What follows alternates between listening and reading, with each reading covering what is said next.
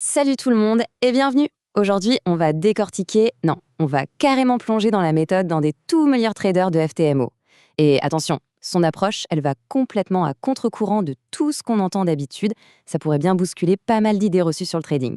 Alors, on commence fort. Écoutez bien ça, c'est une citation de Ricardo lui-même. Quitter ses études ou son travail pour se consacrer uniquement au trading, c'est la pire idée que j'ai entendue de toute ma vie. Waouh! Ça, c'est ce qu'on appelle jeter un pavé dans la mare, non? Surtout que le grand rêve qu'on nous vend partout, c'est justement de tout lâcher pour devenir trader à plein temps. C'est exactement de ça dont on va parler. Alors, c'est parti, on va creuser cette idée. Pourquoi est-ce que ce grand rêve, ce fantasme du tout ou rien pour la liberté financière, est en fait, pour un pro comme lui, un vrai cauchemar? Quand on pense trading, l'image qui vient en tête, c'est souvent la même, pas vrai? Le gars ou la fille devant une armada d'écrans, le nez collé au graphique du lever au coucher du soleil. Eh bien, ce que l'histoire de Ricardo nous montre, c'est que la réalité d'un pro qui gagne vraiment de l'argent, c'est souvent tout l'inverse de ce cliché. Ok, mais alors, c'est qui ce fameux Ricardo? On va tout de suite le dire, ce n'est pas un de ces gourous qu'on voit sur Instagram. Non, non, c'est bien plus intéressant que ça. C'est un véritable cas d'étude, un profil qui fait voler en éclats tous les stéréotypes du trader qui réussit. Et là, regardez le contraste, c'est juste incroyable. D'un côté, le mythe. Il faudrait être trader à plein temps, utiliser des analyses hyper complexes, presque prédire l'avenir du marché. Et de l'autre, la réalité de Ricardo. 2 petites heures par semaine, une stratégie simple basée sur des règles claires, et surtout, il ne cherche pas à prédire, il suit juste les probabilités. Le jour et la nuit. Et oui, parce que Ricardo, c'est une personne comme tout le monde en fait. Il a 42 ans, il est développeur informatique, il est marié, il a 4 enfants.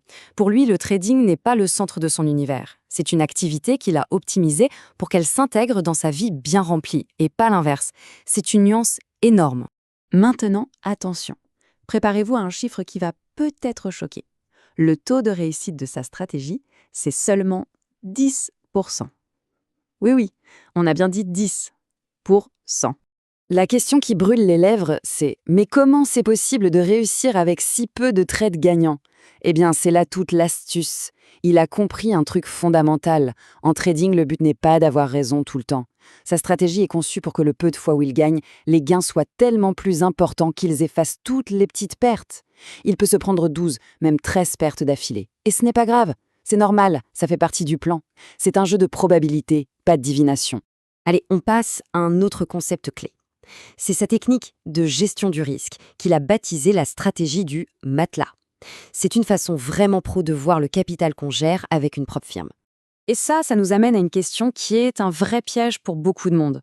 Un compte de propre firme à 100 000 $, est-ce que ça veut vraiment dire qu'on a 100 000 $ pour trader?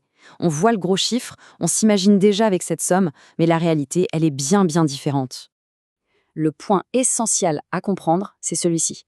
La taille réelle du compte, ce n'est pas le gros chiffre affiché. C'est le drawdown maximum autorisé. C'est la somme qu'on a le droit de perdre. Donc pour un compte de 100 000 avec une perte max de 10%, en réalité, on trade avec un compte de 10 000.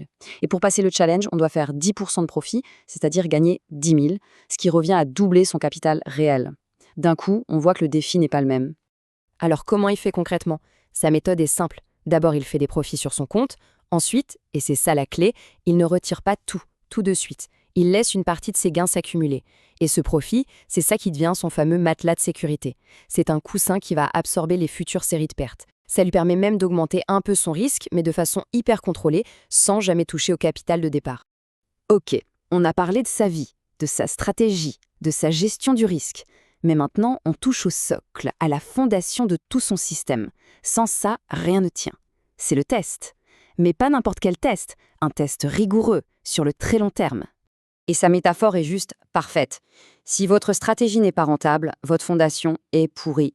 Tout ce que vous construirez dessus s'effondrera. C'est tellement vrai. On peut avoir le mental le plus solide du monde, la discipline d'un moine. Si la stratégie de base n'a pas prouvé statistiquement qu'elle fonctionne sur la durée, tout le reste ne sert à rien. Tout s'écroulera. Et tenez une petite anecdote qui illustre ça parfaitement. Ricardo a pris une stratégie qui était super populaire sur YouTube. Il l'a testée sur une année de données. Résultat, ça avait l'air génial, super prometteur. Sauf que, il a ensuite lancé le même test, mais cette fois sur 20 ans de données. Et là, catastrophe totale, un désastre. Voilà le piège mortel des tests sur une trop courte période. Et ce graphique le montre bien. Sur un an, tout est au vert. On a l'impression d'avoir trouvé le Saint Graal. Mais sur 20 ans, c'est le crash. Ce qui brille à court terme peut être une véritable machine à détruire du capital sur le long terme. C'est pour ça que le test sur un historique long, c'est la seule, l'unique vérité en laquelle on peut avoir confiance. On arrive au dernier point. Et c'est peut-être le plus crucial de tous. Le vrai secret, finalement, ce n'est pas une formule magique, un indicateur secret. Non, c'est quelque chose de beaucoup plus simple en apparence, mais infiniment plus difficile à maîtriser. La discipline. Et pour illustrer ça, écoutez cette histoire. Un trader réussit son challenge FTMO. Il risquait 1% par trade, ce qui est considéré par beaucoup comme une gestion du risque tout à fait standard, voire prudente. Eh bien, FTMO lui a refusé son compte en jugeant son approche trop agressive. Incroyable, non ? Ça montre que la discipline, ce n'est pas seulement suivre son plan, c'est aussi de comprendre et de respecter à la lettre les règles du jeu imposées par les prop firms. Donc, si on devait résumer les grands principes de la méthode Ricardo, ce serait quoi ? D'abord, garder son job. C'est la base pour la stabilité financière et surtout psychologique. Ensuite, faire confiance aux données sur le long terme, pas aux gourous et leurs belles promesses. La discipline dans l'exécution, c'est ça qui compte, bien plus que des analyses à n'en plus finir. Et enfin, et ça c'est essentiel, le but n'est pas de passer sa vie devant les écrans, mais au contraire d'y passer le moins de temps possible. Et on termine avec cette question pour la route. Au fond, le trading c'est quoi ? Un jeu de prédiction, où on essaye de deviner le futur, ou alors un jeu de patience, où on se contente d'appliquer un plan avec des probabilités en notre faveur. Tout ce qu'on vient de voir avec Ricardo semble pencher très, très fort pour la deuxième option. Une idée qui mérite qu'on s'y attarde un peu, non ?